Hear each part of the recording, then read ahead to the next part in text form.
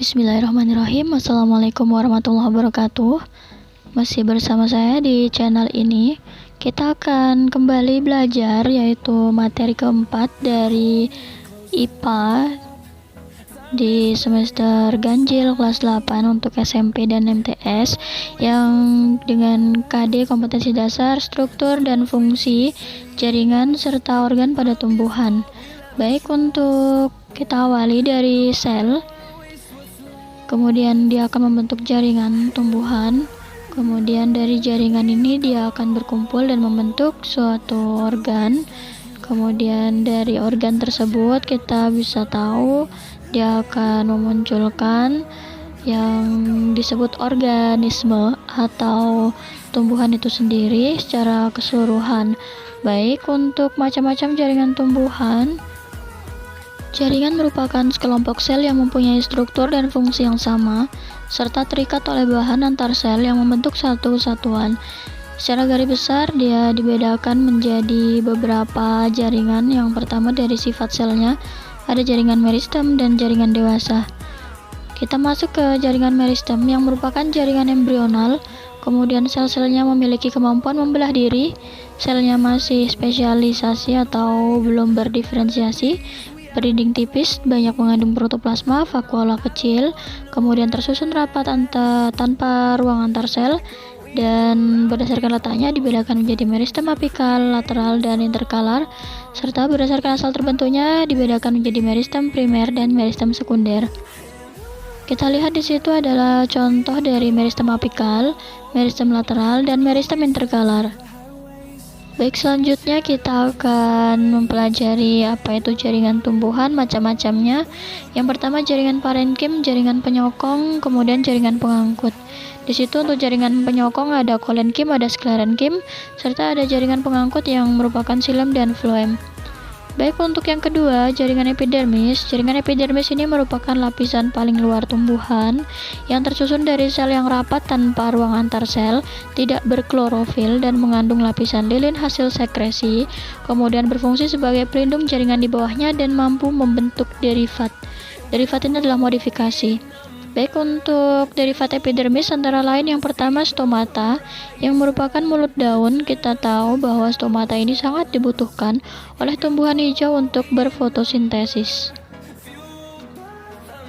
Selanjutnya untuk jaringan epidermis yang kedua adalah derivat trichomata yang merupakan rambut-rambut pada akar, batang, dan daun yang berfungsi untuk yang pertama mengurangi penguapan, yang kedua meneruskan rangsangan, mengurangi gangguan hewan dan manusia.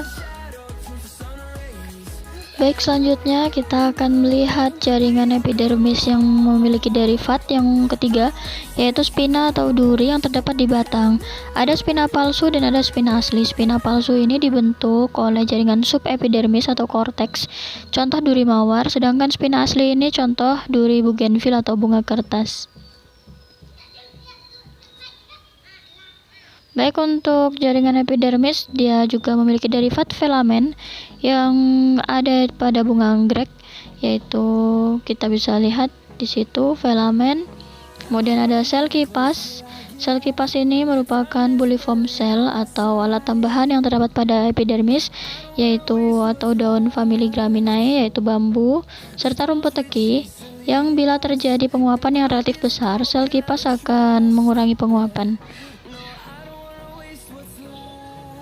Selanjutnya untuk jaringan berikutnya, kita akan langsung ke jaringan parenkim yang disebut juga jaringan dasar, karena jaringan parenkim ini dia ada di tumbuhan tersebut dengan menyusun sebagian besar jaringan pada akar, batang, daun, dan buah yang dapat dijumpai sebagai selubung berkas pengangkut. Jadi seperti itu untuk jaringan parenkim. Sekarang kita masuk ke jaringan penyokong atau penguat yang merupakan jaringan yang umumnya terdiri dari sel-sel berdinding tebal serta mengandung lignin dan berfungsi sebagai penyokong atau penguat tegaknya tumbuhan. Ada kolenkim dan ada juga sklerenkim. Kita bisa menemukan jaringan kolenkim ini. Untuk jaringan tersebut struktur hampir sama dengan parenkim dan fungsi penguat tumbuhan muda dan herba. Kemudian selnya berbentuk bulat karena penebalan selulosa pada dindingnya. Sel ini hidup dan tidak ada ruang antar sel. Kemudian ada dinding sel terdiri dari selulosa dan pektin, serta terletak di bawah epidermis batang, tangkai daun, dan lain-lain.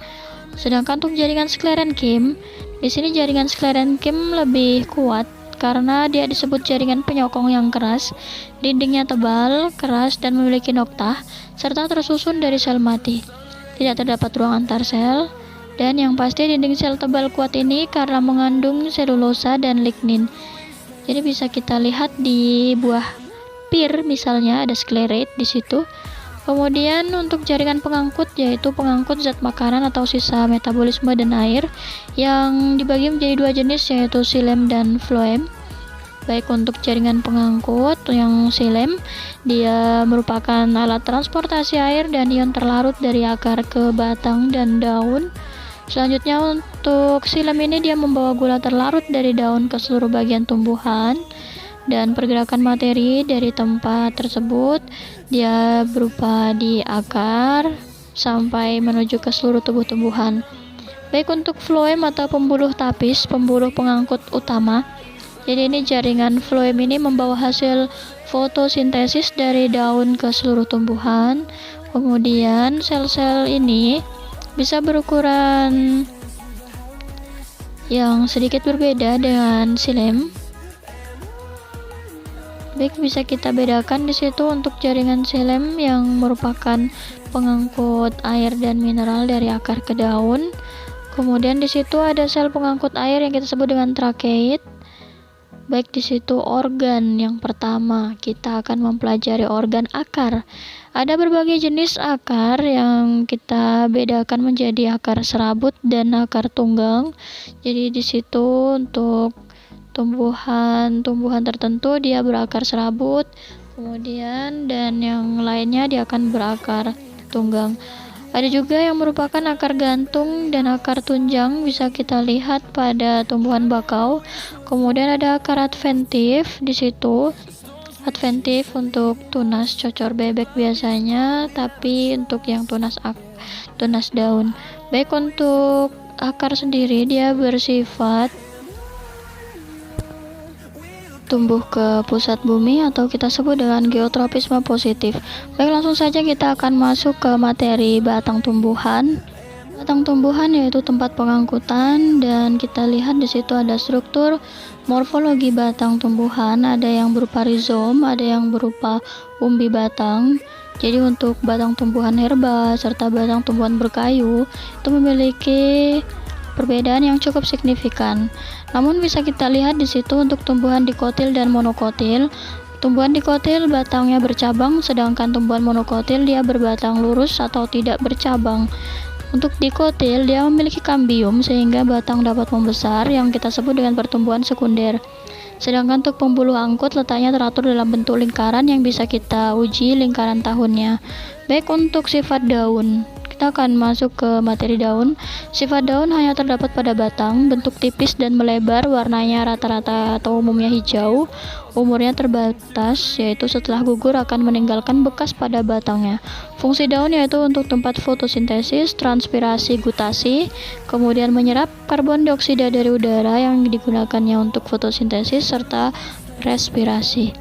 Untuk morfologi daun sendiri, dia terdiri dari beberapa struktur, ada tahap pelepah daun, tangkai daun, dan helai daun.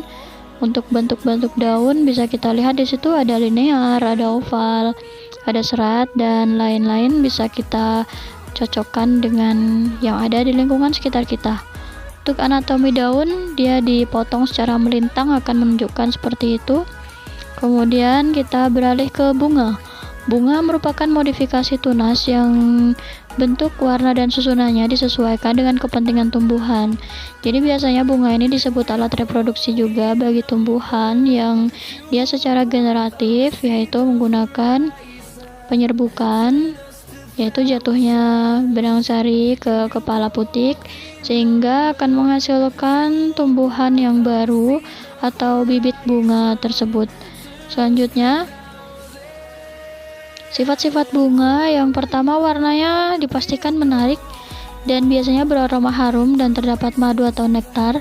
Bentuknya bermacam-macam.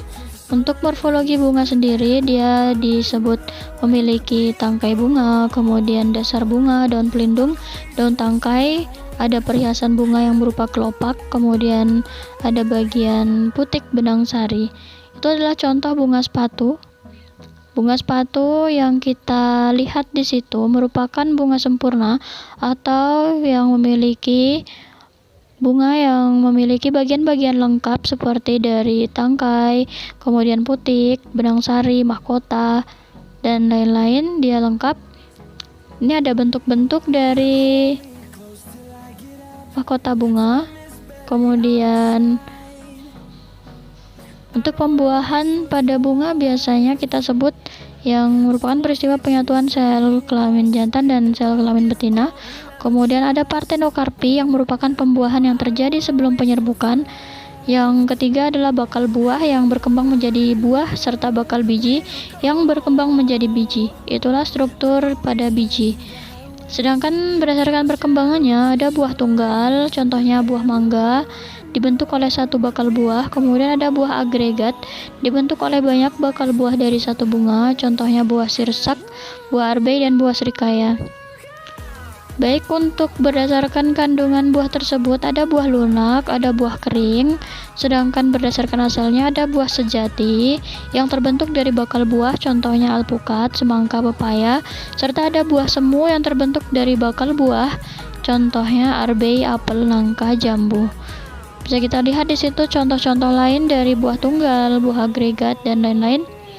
Baik, untuk buah kelapa biasanya ada lapisan luar, ada lapisan tengah, dan lapisan dalam seperti yang kita ketahui dalam kehidupan sehari-hari. Kemudian untuk durian, dia tangkai biji yang tumbuh menyelubungi biji menjadi jaringan yang tebal berdaging manis dan lembut. Baik, kita masuk ke materi biji. Biji merupakan alat perkembangbiakan generatif yang memiliki 3 bagian. Yang pertama kulit biji, yang kedua tali pusat, yang ketiga inti biji.